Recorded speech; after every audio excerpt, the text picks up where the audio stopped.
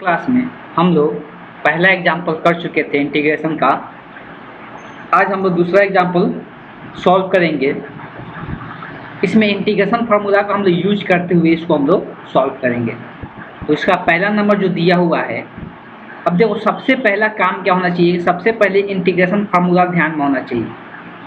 और इस बात को भी समझना है, हमेशा जितना हम लोग इंटीग्रेशन फार्मूला पढ़े रहेंगे उसी फार्मूला में हम लोग इसको कन्वर्ट करना है।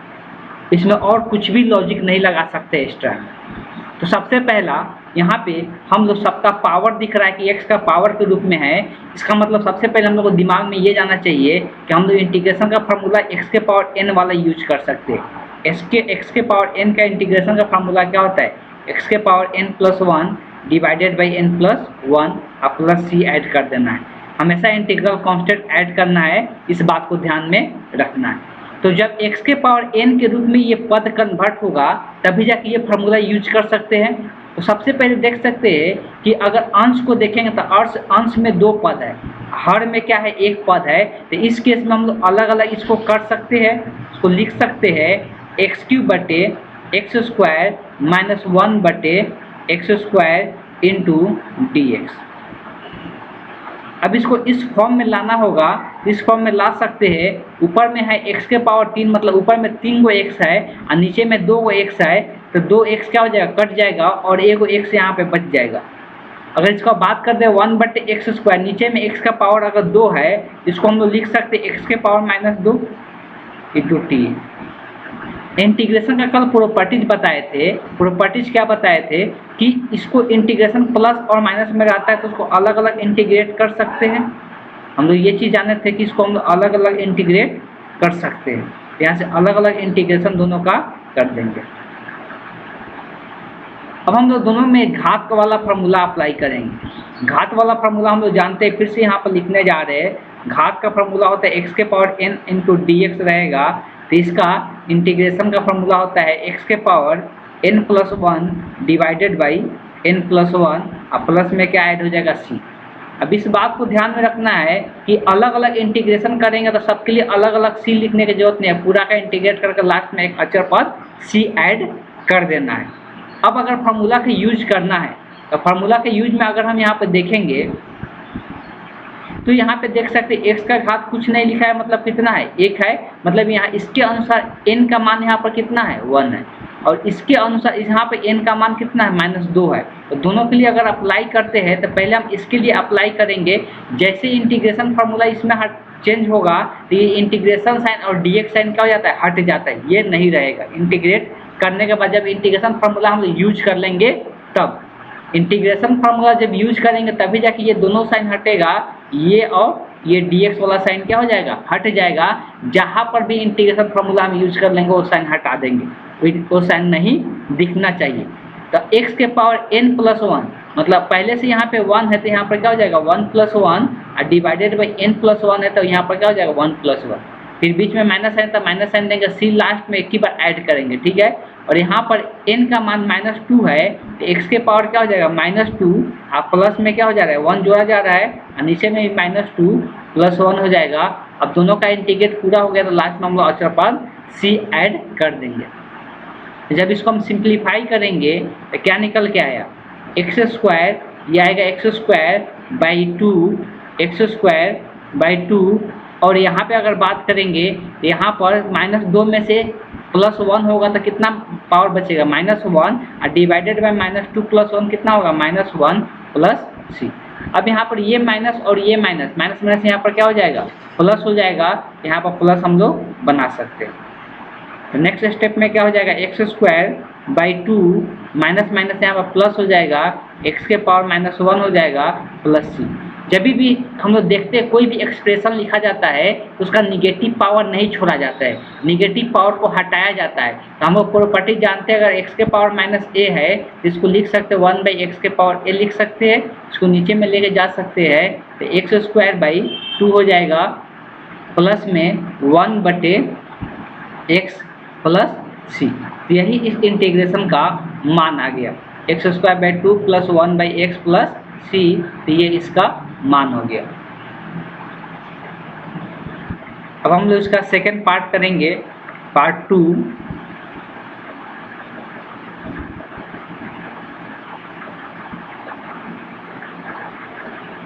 सेकेंड पार्ट क्या दिया हुआ था उसको देख लेते हैं। 2 नंबर इसका पार्ट 2 दिया हुआ था x के पावर 2/3, x के power 2/3 plus 1 into d x, इसी का इंटीग्रेशन हम लोग को करना है।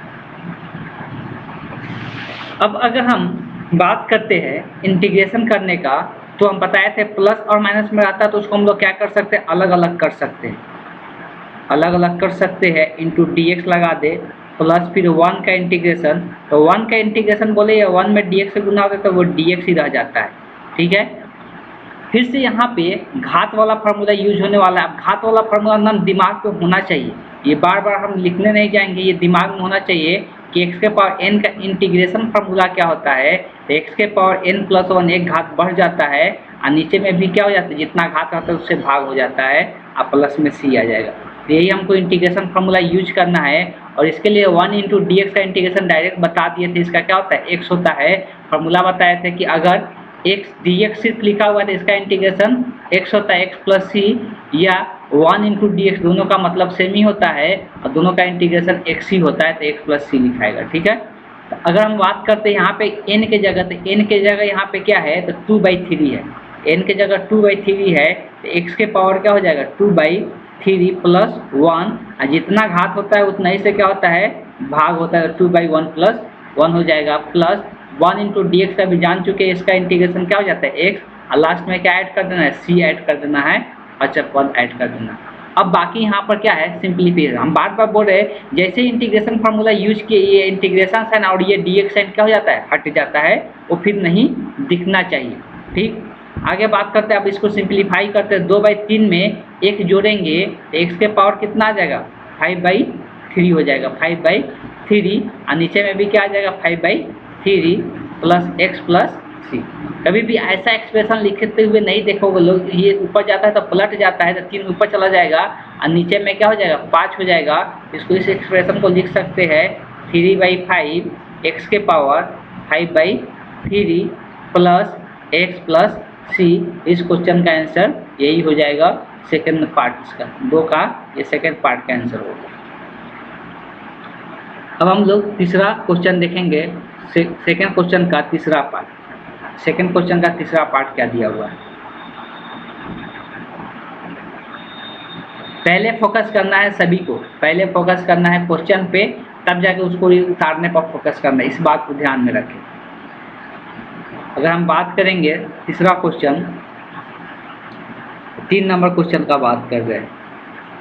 3 नंबर क्वेश्चन में दिया हुआ है इंटीग्रेशन x के पावर 2/3, ये तो सेम ही हो गया, प्लस 2 इंटू ई के power x minus 1/x into d x.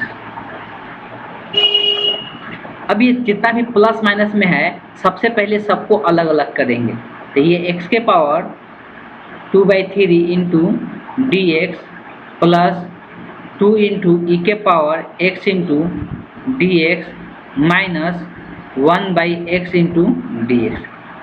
देखो यहाँ पे छोटा सा एक कन्फ्यूजन होगा, ये जो 1/x है कोई सोचेगा इसको x के पावर -1 लिख सकते ऊपर में और घात वाला फार्मूला यूज कर ले।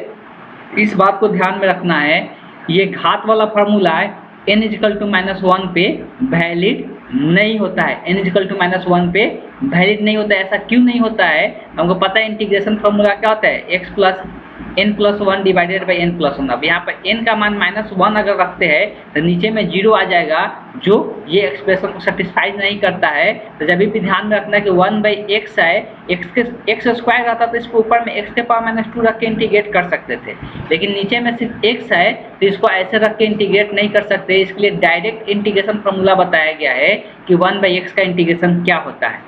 ठीक है, पहले बात कर लेते हैं कि यहाँ पे ये 2 एक एक्स्ट्रा आ गया है, ई के पावर x का इंटीग्रेशन पता है, लेकिन ये 2 तो बताए थे कल कि अगर 2 ये गुणांक के रूप में दिया हुआ तो उसको इंटीग्रेशन से बाहर कर सकते हैं। एक स्टेप और लिख लेते हैं कि x के पावर क्या है 2/3 इंटू डी एक्स प्लस ये 2 को बाहर कर लेते हैं ई के power x into d x minus 1/x into d x. अब सबका इंटीग्रेशन फार्मूला यहाँ पर साफ साफ फिर से एक बार लिख देते हैं। ये तो घात वाला फार्मूला सबसे पहले यूज होगा, एक्स के power n into d x का इंटीग्रेशन। अब ये बार बार लिखने की जरूरत नहीं है, ये आप लोग को अब याद होना चाहिए, n plus one plus c. दूसरा बात करेंगे इंटीग्रेशन ई के power x into d x, e के पावर एक्स का इंटीग्रेशन ई के पावर एक्स ही रह जाता है प्लस सी। अगर 1/x का बात करते हैं, इसका भी इंटीग्रेशन हम लोग पढ़ चुके हैं, log mod ऑफ x होता है log mod of x plus c. यही तीनों फार्मूला हम लोग को यूज करना है। तो अगर हम अभी इसका इंटीग्रेशन थोड़ा देर पहले ही लिख चुके थे कि x के पावर 2/3 है, तो 2/3 में ऊपर में क्या 1 जुड़ जाएगा और डिवाइडेड बाई जितना घात रहता है उतना ही से क्या होता है भाग होता है, प्लस आगे में ये 2 है तो 2 ऐसे ही रहेगा और ई के पावर एक्स का इंटीग्रेशन ई के पावर एक्स से रह जाता है, फिर माइनस साइन है और 1/x का इंटीग्रेशन अभी यहाँ पर लिख दिया क्या होता है मॉड ऑफ x होता है। तीनों का जब इंटीग्रेट कर देंगे तो लास्ट में इकट्ठा क्या करते हैं, एक अचर पद ऐड कर देते हैं। अभी थोड़ा देर पहले इसको सिंप्लीफाई किए थे तो उसको हम डायरेक्ट अब लिख लेते हैं। ये कितना आएगा 3/5 आ जाएगा, x के पावर 5/3 हो जाएगा, प्लस 2 इंटू ई के power x minus log mod of x plus c. इस क्वेश्चन का आंसर यही हो जाएगा। अभी सेकेंड क्वेश्चन का तीनों पार्ट कंप्लीट हो चुका है।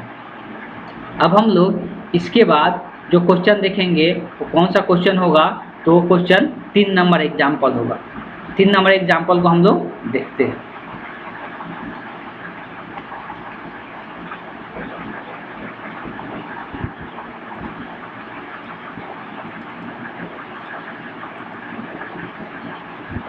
एग्जाम्पल नंबर 3 क्या दिया हुआ है देख लेते हैं। ये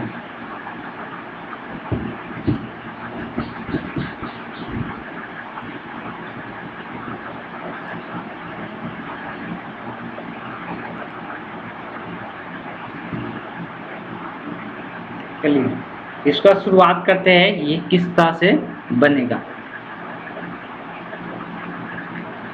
इसमें भी 3 पार्ट दिया हुआ है, तीनों को अच्छे से समझेंगे लोग।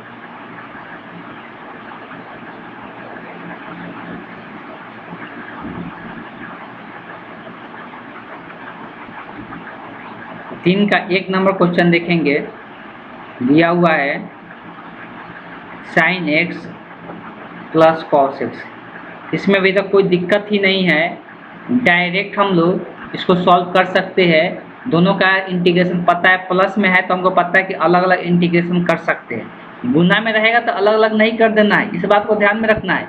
ये सिर्फ प्लस और माइनस में रहता है तभी जाके इंटीग्रेशन पार्ट अलग अलग करके हम लोग इंटीग्रेट कर सकते हैं। ऐसा गुना में नहीं मत कर देना लोग, ठीक। तो साइन एक्स इंटू क्या है D x plus cos x into d x. दोनों का इंटीग्रेशन फार्मूला हम लोग जान चुके हैं। दोनों का इंटीग्रेशन फार्मूला क्या होता है, फिर भी हम यहाँ फार्मूला के तौर पर लिख देते हैं कि sine x into d x का जो इंटीग्रेशन होता है माइनस कॉस एक्स होता है प्लस सी।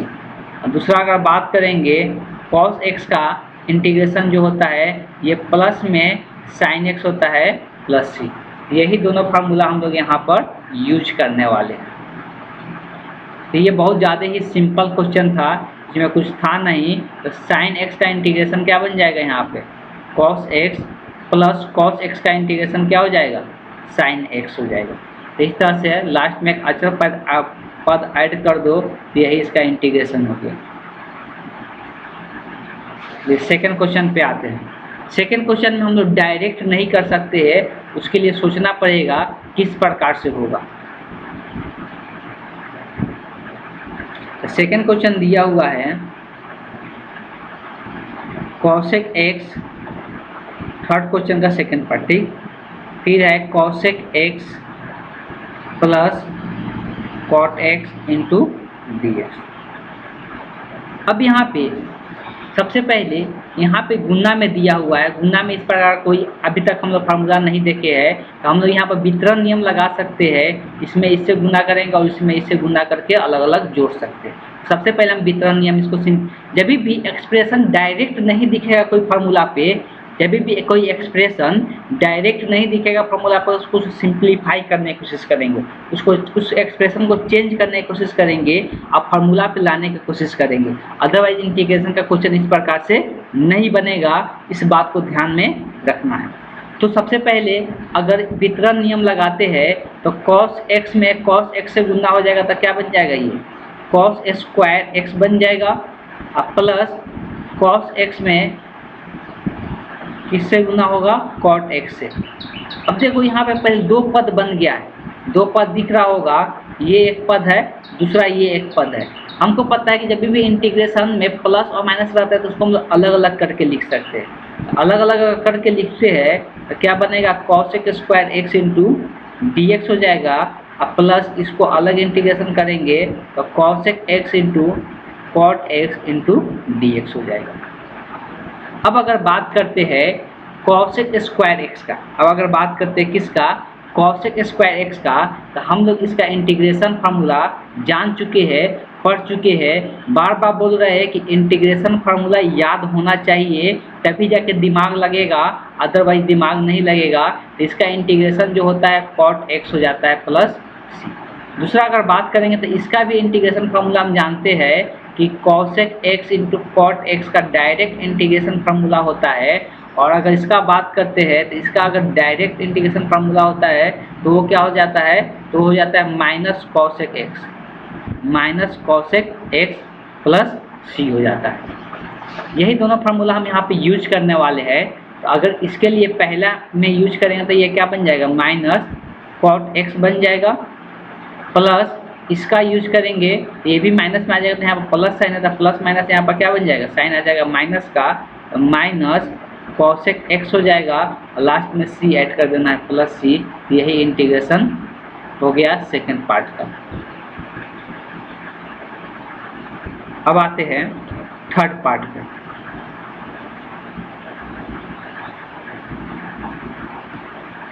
तो 3 नंबर जो क्वेश्चन दिया हुआ है, 1 minus sine x divided by cos square x into d x. इस तरह से हम लोग कोई भी डायरेक्ट फार्मूला नहीं जानते हैं इंटीग्रेशन का। तो जब फार्मूला नहीं जानते तो हमेशा सिंप्लीफाई करने की कोशिश करेंगे। सबसे पहले दिख रहा है कि ऊपर में 2 पद है, नीचे में 1 पद है, तो इस एक्सप्रेशन को हम लोग अलग अलग कर सकते हैं, इसको 2 पदों में ब्रेक डाउन कर सकते हैं। कैसे, तो एक को लिख सकते हैं 1 बटे cos स्क्वायर x माइनस दूसरा आ जाएगा साइन x बटे cos square x into d x. अब बार बार यही चीज़ बोल रहे हैं कि इंटीग्रेशन फार्मूला याद रहेगा और साथ साथ इनको मितीय फार्मूला भी याद होना चाहिए। हमको पता है कि एक इंटीग्रेशन होता है सेक स्क्वायर एक्स का, इसका इंटीग्रेशन होता है, हमको साफ साफ दिख रहा है कॉस का उल्टा क्या होता है, सेक होता है, तो यहाँ पर सेक स्क्वायर बन जाएगा। लेकिन अगर यहाँ पर देखा जाए तो ऊपर में साइन नीचे में कॉस स्क्वायर है, तो अगर साइन के साथ यहाँ पर सेक स्क्वायर बना भी देते हैं तो इसका कोई फार्मूला हम लोग नहीं जानते। लेकिन यहाँ पर एक चीज़ काम कर सकते हैं, साइन को कॉस के साथ एक कॉस साथ में ले ले, एक कॉस को अलग लिख ले, तो साइन बटे कॉस क्या बन जाएगा, टेन बन जाएगा, और 1 बटे कॉस क्या बन जाएगा, सेक बन जाएगा। अब याद करेंगे तो tan x into sec x का भी इंटीग्रेशन फार्मूला होता है, tan x into sec x का इंटीग्रेशन फार्मूला सेक एक्स होता है। इस तरह से जब इंटीग्रेशन फार्मूला याद रहेगा तभी जाकर हम सोच पाएंगे कि यहाँ से किस प्रकार कन्वर्ट करें कि इंटीग्रेशन फार्मूला के रूप में आ जाए। चलिए, तो ये तो आसान है, इसको हमको पता है कि इसको हम लोग लिख सकते हैं सेक स्क्वायर एक्स, इसको हम लोग लिख सकते हैं सेक स्क्वायर एक्स माइनस, और ये अभी हम क्या बोले, क्या करने के लिए, 2 को नीचे में कॉस है तो एक साइन के साथ लिख लो, एक अलग से 1 बटे कॉस एक्स लिख लो, फिर से गुना करने से वही आ जाएगा। इस तरह से जो चेंज होगा, चेंजिंग क्या देखने को मिलेगा, अगर हम बात करते हैं तो यहाँ पर तभी सेक स्क्वायर है तो इसको ऐसे ही भी छोड़ देते हैं, माइनस साइन बाई कॉस क्या हो जाएगा, टेन एक्स हो जाएगा, और 1 बाई कॉस क्या हो जाएगा, तो सेक एक्स हो जाएगा। अब ये दोनों का दोनों इंटीग्रेशन फार्मूला पे है, 2 पद है ना, सबसे पहले तो इंटीग्रेशन का नियम से दोनों को अलग अलग इंटीग्रेशन ले लेते हैं।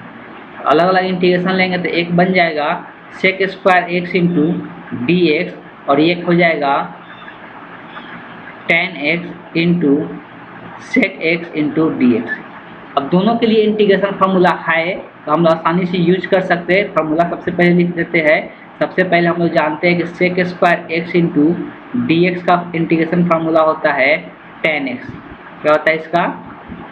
Ten x. अगर बात करेंगे सेक इंटू टेन एक्स का integration formula, tan x into sec x का इंटीग्रेशन फार्मूला जो होता है ये सेक एक्स होता है, प्लस सी सब में ऐड होता है इंटीग्रेशन फार्मूला में भी। इस बात को ध्यान में रखना है। यही दोनों फार्मूला हम लोग को यहाँ पे यूज करना है। तो यहाँ से लिख सकते हैं, ये जैसे फार्मूला में चेंज होता है इंटीग्रेशन साइन सब हट जाता है। इस बात को हमेशा बार बार बोल रहे हैं, आप लोग भी ध्यान दीजिएगा, ठीक। ये टेन एक्स हो जाएगा, इसका पूरा का इंटीग्रेशन कितना हो जाएगा? सेक एक्स हो जाएगा, प्लस में एक क्या हो जाएगा? अचर पद ऐड हो जाएगा। ये क्वेश्चन का आंसर हो गया, ten x minus sec x plus c. अब हम लोग अगला एग्जाम्पल करेंगे, एग्जाम्पल नंबर 4।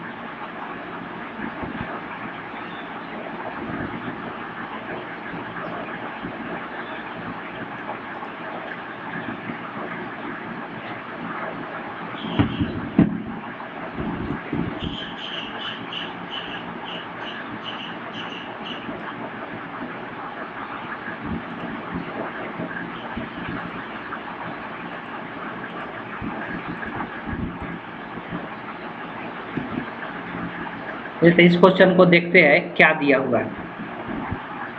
इसमें दिया हुआ है, थोड़ा सा हो सकता है फलन की जानकारी नहीं हो तो उसमें, लेकिन 11 क्लास में ही फलन आप लोग पढ़े हैं तो फलन सिंपल फलन ही है और इसमें खास कुछ है नहीं। एक फलन दिया हुआ है एफ ऑफ एक्स, मतलब x का फलन दिया हुआ है 4x³ - 6 द्वारा परिभाषित फलन। f का प्रति अवकलज क्या है? प्रति अवकलज मतलब इंटीग्रेशन बोले थे, कैपिटल F है। अब इस बात को ध्यान देना है, क्या क्वेश्चन में बोला है कि जो ये एक कैपिटल F है ये भी x का ही फलन बोल सकते, x का फलन है। तो ये जो कैपिटल F है प्रति अवकलज मतलब होता है इंटीग्रेशन किसका? तो बोल रहा है कि f ऑफ x का इंटीग्रेशन, f का मतलब है f ऑफ x का इंटीग्रेशन, वो क्या है? उसका प्रति अवकलज किससे दर्शाया जा रहा है? कैपिटल F से। तो यहाँ कैपिटल F से दर्शा दिए। अब यहाँ पे कह रहा है कि क्या ज्ञात करना है? तो एफ ऑफ एक्स पर्टिकुलर ये जो कैपिटल F है इस कैपिटल F का मान ज्ञात करना है। तो ये कैसे ज्ञात होगा? तो इंटीग्रेट करना है हमको किसका? एफ ऑफ एक्स को इंटीग्रेट करना है। तो एफ ऑफ एक्स का मान रखेंगे तो एफ ऑफ एक्स का मान कितना है? 4x³ - 6 into d x. अब अगर बात करते हैं इसका, तो सबसे पहले ये माइनस में दो पद दिया हुआ है तो अलग अलग करके लिख सकते हैं। 4x³ - 4x³ into d x हो जाएगा, फिर माइनस 6 इंटू डी एक्स। बार बार एक चीज़ को बताते आ रहे हैं कि जो अचर गुणांक होता है हमेशा इंटीग्रेशन से बाहर हो जाता है। इंटीग्रेशन से 4 को बाहर कर दो तो ये x³ इंटू डी एक्स हो गया, और 6 को बाहर कर देंगे तो इंटू डी एक्स हो गया। अब यहाँ पर फिर से घात वाला फार्मूला, अब फार्मूला हम लिखने नहीं जा रहे, डायरेक्ट हम इसको सॉल्व करें। और यहाँ पर ये गुणांक है तो गुणांक गुना में होता है, और x³ का इंटीग्रेशन अभी हम क्या बताया कि इसका घात क्या हो जाता है? एक बढ़ जाता है पावर फार्मूला से। फार्मूला जब यूज कर दिए, इंटीग्रेशन का फार्मूला यूज किए में इंटीग्रेशन साइन हट जाएगा, और जितना घात ऊपर आता है नीचे में उतना ही। जैसे कि यहाँ 3 + 1 लिखते तो क्या होता है? 4 होता है ना, 3 + 1 कितना? 4 होता, तो आप डायरेक्ट लिख दिए, ठीक है। और हमको पता है कि dx का इंटीग्रेशन कितना होगा? x होगा, और प्लस में क्या आ जाएगा? जब इंटीग्रेशन कंप्लीट हो जाता है तो प्लस में c आ जाता है। ये 4 से 4 कट गया, यही कैपिटल F ऑफ x का मान है, और इसका मान कितना है? x⁴ - 6x + c। लेकिन इसमें एक इनिशियल कंडीशन दिया हुआ है, देख सकते f ऑफ 0 का मान दिया है 3, और ये किस लिए दिया हुआ है? तो c का मान ज्ञात करने के लिए। किस लिए दिया है? मतलब x का मान 0 रखते हैं तो पूरा f ऑफ 0 का मान कितना आता है? 3 आता है। तो x के जगह इसमें 0 रख दो, इसको समीकरण 1 कर देते हैं। x के जगह 0 रखते हैं तो f ऑफ यहाँ पर 0 हो जाएगा, 0⁴ - 6 इंटू 0 प्लस c। अब f ऑफ 0 का मान कितना दिया है क्वेश्चन में? 3 दिया हुआ है, तो इसके जगह पर 3 रख देंगे, और ये सब तो 0 का पावर कितना होगा? 0 रहे, 0 में कितना से गुना करो? 0 ही हो जाएगा, तो 0 प्लस c। इस तरह से c का मान कितना निकल के आ गया? तो ये c का मान निकालने के लिए दिया था इनिशियल कंडीशन। अब यही c का मान क्या करेंगे? समीकरण 1 में रख देंगे तो कंप्लीट फलन हम लोग को प्राप्त हो जाएगा। लिख सकते हैं c का मान